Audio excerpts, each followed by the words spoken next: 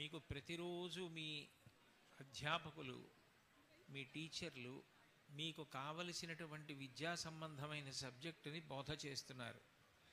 వానితో పాటుగా విలువలు సంతరించుకుంటేనే ఆ విద్యకి పరిపూర్ణత ఉంటుంది. కాబట్టి విద్య ద్వారా ప్రధానంగా మీరు అవలంబించవలసిన విలువలు, దాని ద్వారా మీరు సంతరించుకోవలసిన పరిపూర్ణతను గురించి ఈ సదస్సు ఏర్పాటు చేయడం జరిగింది. మనిషిగా పుట్టినటువంటి ప్రతి వ్యక్తి పాటించవలసిన ప్రధాన నియమం శౌచం. అందున చదువుకున్నటువంటి వారు అంటే మిగిలిన వారికి అందరికీ ఆదర్శం. కాబట్టి ఆ విషయంలో ప్రత్యేకమైనటువంటి శ్రద్ధ ఉండాలి. మనకి ఇంట్లో ఎప్పుడైనా మన తండ్రి గారు ఒక విషయంలో బాధపడి కుటుంబానికి అగౌరవంగా ఉంది, ఈ విషయంలో మన కుటుంబ సభ్యులందరూ వెనకబడిపోయారు, వాళ్ళ ప్రవర్తన కానీ ఈ విషయంలో వాళ్ళ యొక్క విధి విధానాలు కానీ అవమానకరంగా ఉన్నాయి, మనందరం కూడా ఈ విషయంలో కొంత అభివృద్ధి చెందాలని బాధపడితే దాని మీద పిల్లలందరూ ప్రత్యేక దృష్టి పెట్టి నాన్నగారు సంతోషించేలా మనం బ్రతకాలని కోరుకుంటారు.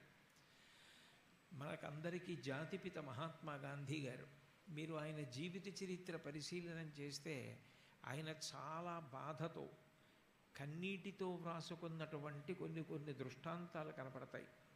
ఆయన దక్షిణాఫ్రికాలో ఉన్న రోజుల్లో డర్బన్ నగరంలో ప్లేగు వ్యాధి విజృంభించింది. ఆ ప్లేగు వ్యాధి అరికట్టబడాలి అంటే ప్రతి చోట కూడా పరిశుభ్రత ఉండాలి.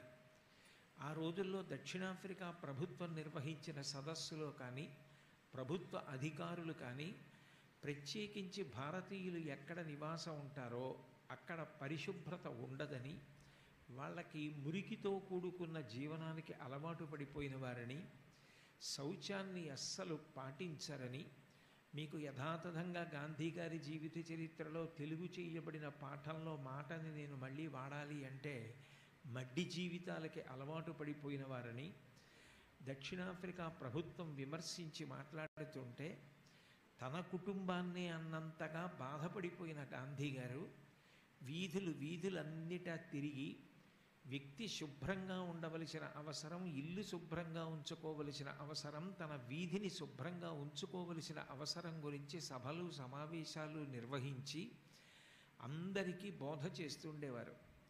అట్లా చేసినప్పుడు విచిత్రమైన విషయం ఏంటంటే ఆయనతో కొంతమంది దెబ్బలాటకు వచ్చేవారు. ఆయన తన జీవిత చరిత్రలో రాసుకున్నారు, ఎవరికైనా ఒక మంచి మాట చెప్పాలి అంటే